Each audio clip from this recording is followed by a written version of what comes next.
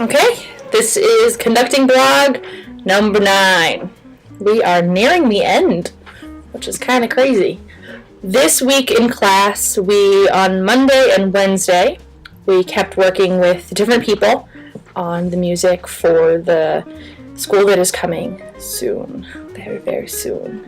So it's been really interesting working with people because we're now starting to kind of get away from the typical 1, 2, 3, 4 for like the for music piece, and kind of focusing more on making it more musical and kind of stepping away from just the typical marching band esqueness. Is that a word? Probably not. Anyway, we're trying to defer away from that and try and make it more musical.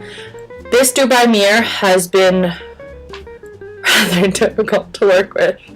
I don't know if it's the key signature that's so early or how high. I don't know, but there's not so many conducting issues with it, but a lot of vocal issues with it. Conducting it's quite difficult. I'm rather intimidated by the piece, actually, which is why I've chosen to kind of stay away from it and kind of lean more towards to music, which also has its own musical difficulties, which I've discussed before. Friday was a totally awesome class.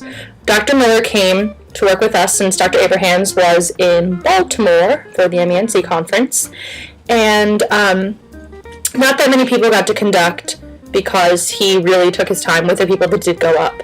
So Holly conducted, Drew Lusher conducted, Bretta conducted, and then I got the last 4 minutes at the end. He was really quickly, does anybody else want to go? And I shot my hand up like he was on fire because I really, really wanted to jump at the opportunity to be able to work with Dr. Miller. So there's a couple minute clip under the thinger of me working with Dr. Miller. It was incredible. He talked to me about my releases because I know that I have a problem of when I'm conducting. I kind of just shoot my arm out there, my left arm out there, and then I use it and then I bring it back. So I knew that I was trying to work on incorporating my gestures more. But he taught me about how using a dead beat, there's inactive beats and active beats. So if you're cutting off on 4, to not go 1, 2, 3, 4, and then cut off, because then it doesn't give them. So you use an inactive beat. So it's 1, 2, 3, 4, and then you release. So you have an inactive beat, and I thought that was really kind of awesome. So I ended up doing that by the end of the video, which was very exciting. And he talked about what to actually do with your left hand. He said that marching band people, they're taught to put it on their stomach, and he said not to do that. And he said that when you put your left hand down to your side, it's too far away from you. So if you actually need it, you have to bring it all the way up and then use it and then bring it all the way back. And it's kind of a long way for your arm to travel, especially if you need it quickly.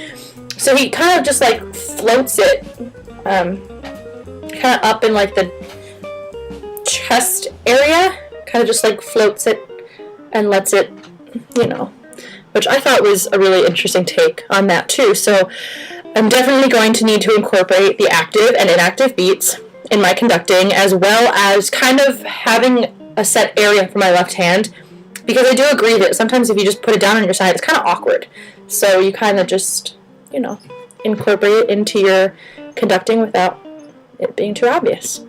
So that's pretty much what we did today, or this week, in Fundamentals of Conducting, and I think it's going to be a good week this week, so we'll see.